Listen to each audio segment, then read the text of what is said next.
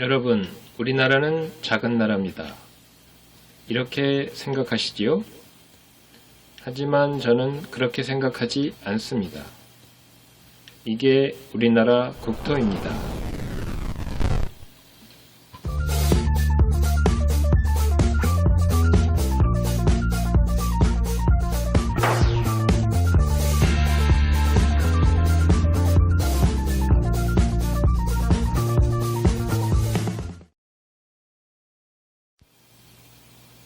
바로 빼앗긴 우리의 고토, 간도, 곧 만주입니다.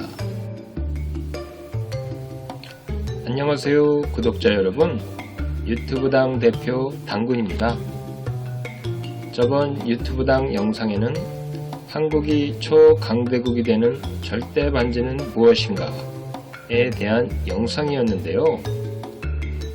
이번에는 유튜브당의 정책 2호 고토를 회복하여 민족정기를 다시 세우라는 정책 2호입니다. 참 통일이 시급한 이유 중에 하나가 바로 이 간도 문제입니다. 중국은 참으로 힘도 세지만 영리하게 자신들이 차지하고픈 땅을 잘도 차지했습니다. 우리 조상들은 당군왕검이 마련해 주신 고조선의 만주벌판을 다 잃어버리더니 이제는 발해쪽의 연해주 또 간도 다 잃어버렸습니다. 그리고 이제는 남북으로 갈라져 서로 총구를 겨누고 있는 꼬락서니입니다. 한국은 정말 역사적으로 자꾸 국토가 작아져 오고 있다는 사실을 부인할 수 없습니다. 지금 한국이 경제력이 세계 10위권이라고 마냥 좋아할 일이 아닙니다. 지정학적 우위를 확보하는 것은 그 나라의 미래의 안전을 담보하는 첫 번째 과업이라는 것 다 아시잖아요. 한반도의 지정학적 위치가 강한 외세가 있다면 당할 수밖에 없는 위치이지만 반대로 한국이 강하면 다른 곳으로 얼마든지 손쉽게 정복할 수도 있는 위치입니다. 그렇지요? 그래서 한국은 절대 강력한 국방과 경제력을 지니고 있지 않으면 언제든 어느 순간이든 외세에 당할 수밖에 없습니다. 그래서 한반도에서 역사의 비극이 주기적으로 되풀이된 것입니다. 그걸 누가 몰라 하시는 분들도 있지만 왜 그런 일이 생겼을까요? 힘이 없어서 정답입니다. 왜 힘이 없었을까요? 힘을 키울 정신이 없었기 때문입니다. 즉, 민족 정기가 바로 세워지지 않았기에 비극이 반복되었던 것입니다. 간도의 위치를 보실까요? 정말 모르시는 분들은 간도가 섬이라고 생각하시는 분도 있더라고요. 그런데 섬은 아니지만 이름은 섬처럼 써 있습니다. 사이간, 섬도. 조선과 청나라 사이에 섬처럼 끼어 있었던 땅이 간도입니다. 우리 독도처럼 외로운 땅이기에 더욱 관심 가져야 할 땅입니다. 이곳의 환경을 간단히 보자면 지세가 평탄하고 농사하기에 좋습니다. 그리고 금, 은, 석탄, 석유, 구리 등등 지하자원과 산림자원이 풍부합니다. 조선 숙종 때 조선과 청은 국경 분쟁이 끊이질 않자 만나서 국경을 정하고 종이 계약서가 아닌 확실한 비석을 세우는데 이것이 바로 백두산 정계비입니다. 1712년의 일입니다. 백두산 중턱에 세운 이 비석에는 국경을 정하는 내용이 있어 간도의 위치를 알 수 있고 영토의 경계도 나와 있습니다. 무엇라 적혀 있냐면 소위 압록, 동이, 토문이라고 써 있네요. 즉 서쪽으로는 압록강 이남이 조선 땅이고 동으로는 토문강 아래가 조선 땅이다 라고요. 조선이 보는 토문강은 여기이지요. 즉 백두산 정계비에서 보는 압록강과 토문강을 보면서 정한 것이지요. 해서 여기가 바로 간도, 조선 땅이라고 하는 것입니다. 지금이 중국 동북 삼성입니다. 토문강은 성화강과 합류하고 흑령강과 합류하여 바다로 나아갑니다. 즉 연해주까지 조선의 관할이라는 말이지요. 여기까지는 좋았는데 이후 180년 정도 지나 1880년 청이 정계비의 내용에서 토문이라는 말은 두만강이라고 억지 발음을 하는 것입니다. 정계비에서 두만강은 보이지도 않습니다. 원래 정계비가 북한의 소백산에 있었는데 조선이 백두산에 가져다 놓았다는 억지 주장을 하면서요. 이러한 청과 조선의 분쟁이 있었고요. 대한제국은 1897년 두 차례의 현지 답사를 통해 간도 외에도 연해주도 우리 영토임이 확인되었습니다. 즉 간도와 연해주는 중국과 러시아에 의해 분할 통치되고 있는 것입니다.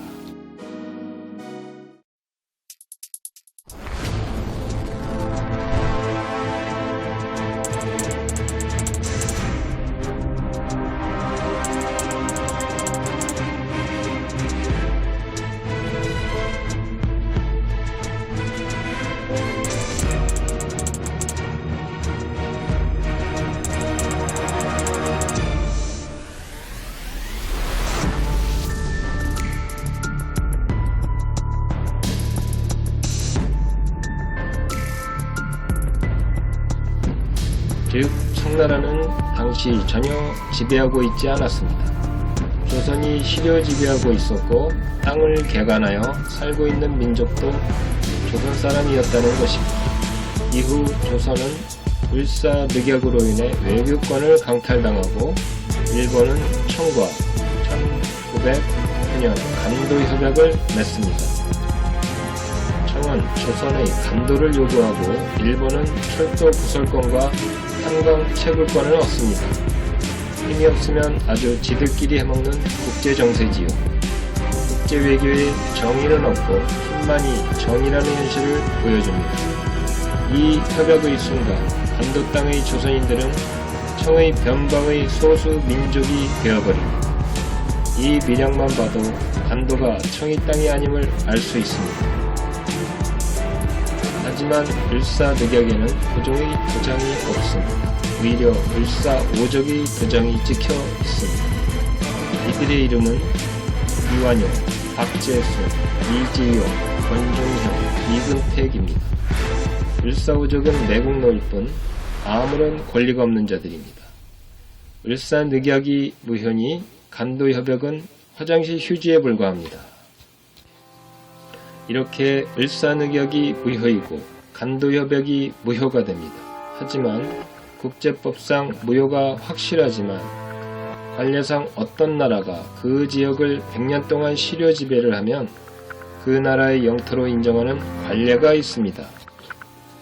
독립운동가의 후손인 차길진 법사라는 분이 네덜란드 헤이그의 국제사업법 재판소에 소를 제기했습니다. 간도협약 무효소송 접수 상태이지요.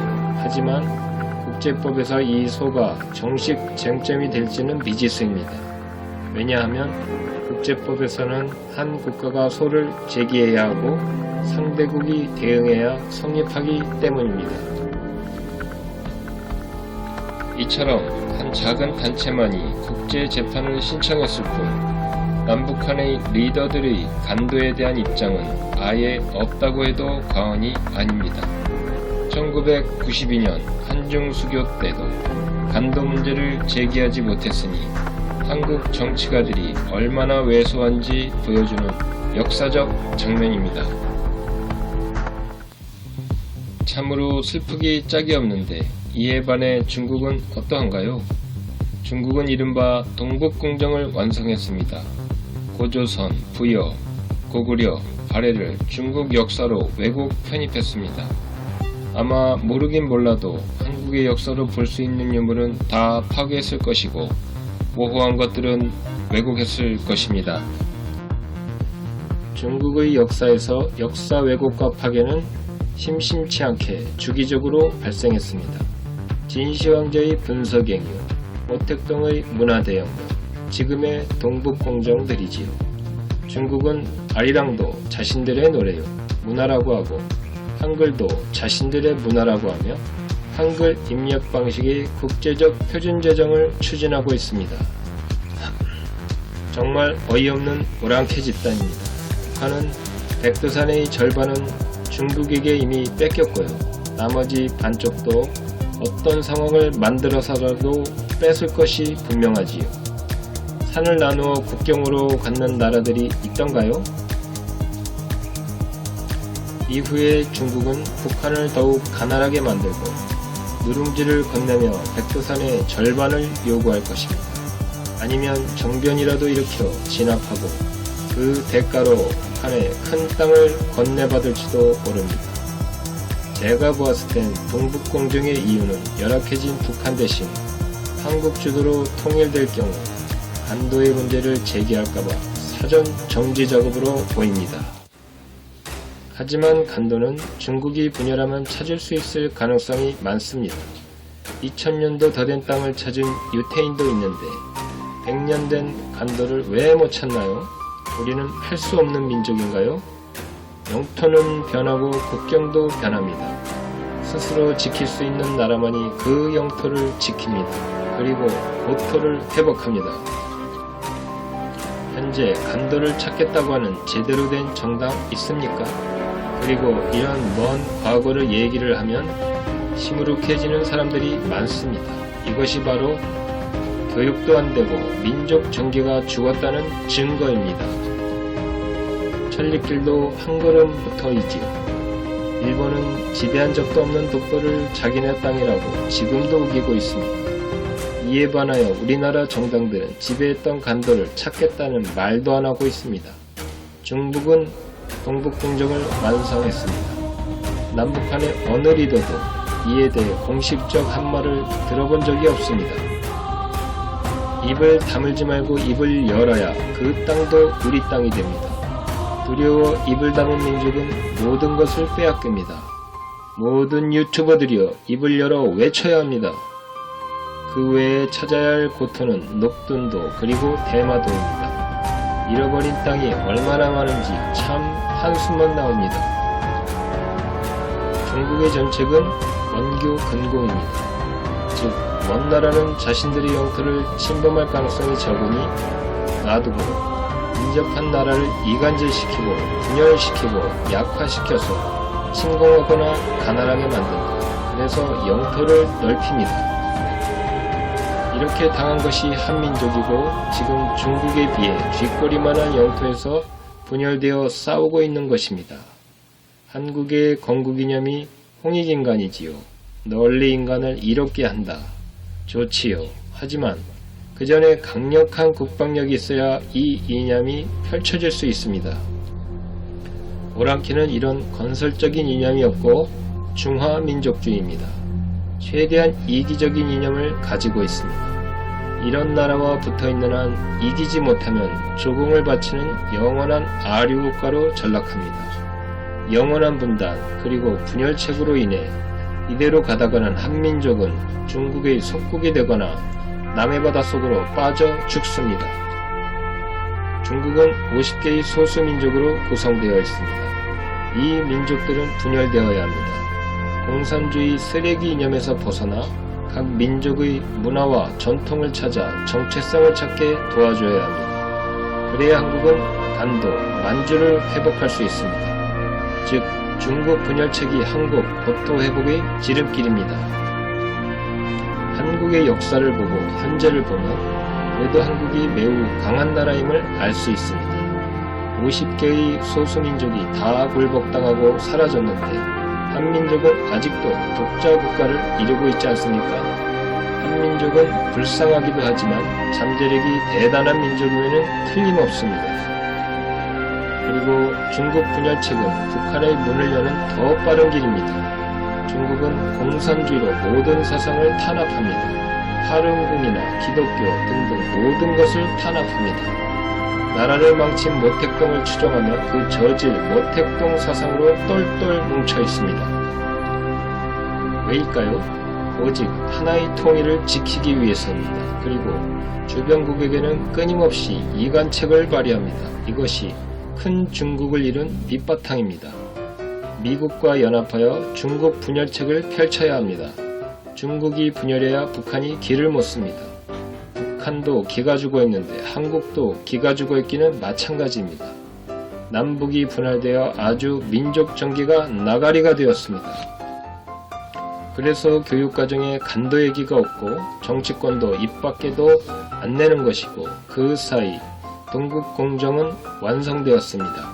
참 어이없는 현실입니다. 유튜브당은 한국뿐 아니라 전 세계에 간도를 이슈화시켜 다시 한국의 영토로 회복시키는데 앞장설 것입니다. 여러분 희망을 잃지 마십시오. 시작은 작으나 끝은 거대할 것입니다. 힘을 모아 주십시오.